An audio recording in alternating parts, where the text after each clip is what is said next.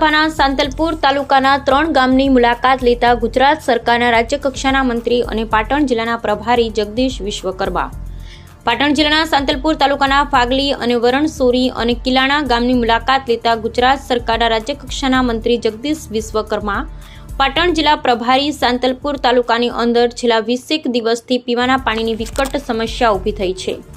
તેને ધ્યાનમાં રાખી મીડિયાના અહેવાલ બાદ આજ રોજ ગુજરાત સરકારના મંત્રી અને પાટણ જિલ્લાના પ્રભારી જગદીશ વિશ્વકર્માએ ગ્રામ્ય વિસ્તારોની મુલાકાત લીધી હતી.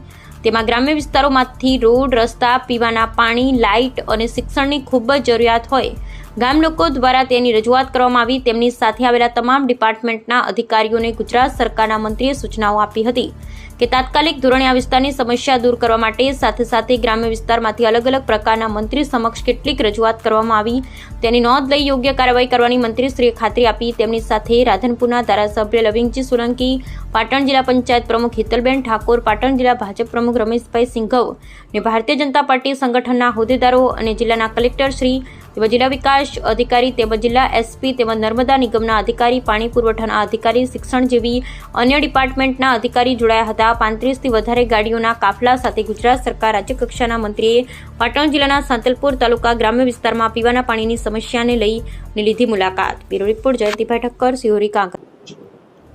મનુભાઈ, સાચી હકીકતો તમારા મીડિયાએ નીચે દર્શાવી જોઈએ. 3 ગામની અંદર સવારથી બધા ફરીએ છીએ.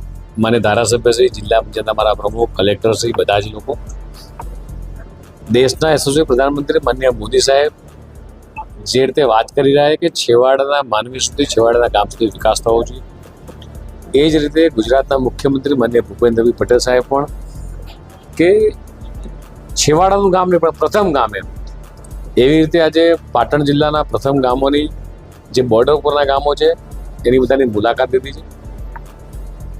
ગરમીનો સમય હોય, ક્યાંક નાની મોટી પાણીની પણ સમસ્યા હશે.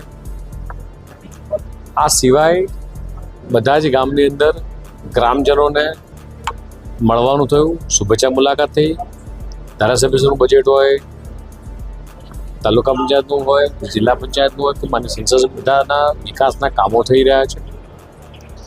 કેનાલ અત્યારે સાફ સફાઈનું કામ ચાલી રહ્યું છે. કેનાલમાં પાણી છોડવાનું બંધ છે. કેનાલ સાફ સફાઈ થશે ત્યારબાદ કેનાલમાં પાણી આવશે. નાની મોટી જે કંઈ બી સમસ્યાઓ હતી આજે આખી ટીમ દ્વારા કલેક્ટરશ્રી, એસપીશ્રી, ડીડીઓશ્રી, તમામ લોકોની ટીમ, આખી અધિકારીની એ છે કે ગામડા સુધી પહોંચી છે અને ગામના તમામ પ્રકારના અલગ પ્રશ્નો તે બધા સાંભળ્યા છે અને એમની રજૂઆતો લીધી છે. અને જે રીતે સહકારિતાને પ્રાધાન્ય અપાવે છે એ રીતે ગામના ખેડૂતોએ પોતે એપીઓ પણ બનાવ્યા છે અને સાથે જે રીતે એક બનાસ એપીઓ એ વર્ષે 7 કરોડનું ટર્નઓવર કરી રહ્યું છે. એનો મતલબ કે ખેડૂતો સમૃદ્ધ થઈ રહ્યા છે.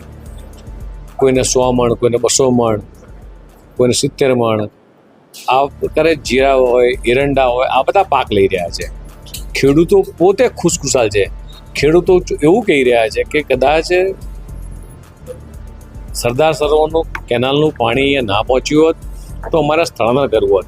લોકોએ દેશના યશસ્વી પ્રધાનમંત્રી માનનીય મોદી સાહેબનો પણ આભાર માન્યો, માનનીય મુખ્યમંત્રીનો પણ આભાર માન્યો છે કે આ નર્મદાનું પાણી જે આ છેવાડાના ગામડાઓ સુધી પહોંચ્યું છે અને એના કારણે ખેડૂતો પણ સમૃદ્ધ થયા છે. ખેડૂત સમસ્યા રાધનપુર નગરપાલિકાના જે કંઈ બી પ્રશ્નો છે, હમણાં જે નવી બોડી ચૂંટાણી છે એમની રજૂઆતો સાંભળી છે અને એ તમામ કામો દેવજીભાઈથી માંડીને જ અમારા બેન પ્રમુખ છે એ પણ હતા. તમામ કામો સીઓને પણ આપ્યા છે જ્યાં મને ઝડપી પરિપૂર્ણ થશે. સીઓથી નગરપાલિકા રાધનપુર નગરજનોને અસંતોષ છે અને કેબિનેટ મંત્રી આદરણીય વિશ્વકર્મા સાહેબ આપણી વચ્ચે આખી સરકાર કહેવાય, સરકાર મા બાપ કહેવાય, સરકાર ગરીબોનો બેલી કહેવાય, સરકાર નોંધારાના આધાર કહેવાય. ઈ સરકાર તમે જોયું હશે, કલેક્ટર માંડીને દરેક ડિપાર્ટમેન્ટના અધિકારીઓ એ અહીંયા આપણી વચ્ચે, આપણા ગામમાં આપણા જે પ્રાણ પ્રશ્નો છે, આપણે જે દુઃખ વેદના છે એ વાત સાંભળવા આપણી વચ્ચે અહીંયા આવ્યા છે. એટલે આપણે માન્ય વિશ્વકર્મા સાહેબનો જેટલો આભાર માનીએ એટલો ઓછો કે અત્યારે આ 42-45 ડિગ્રીમાં અહીંયા આપણા વચ્ચે આવ્યા છે એટલે આપણે એમનો આભાર માનીએ એટલો ઓછો.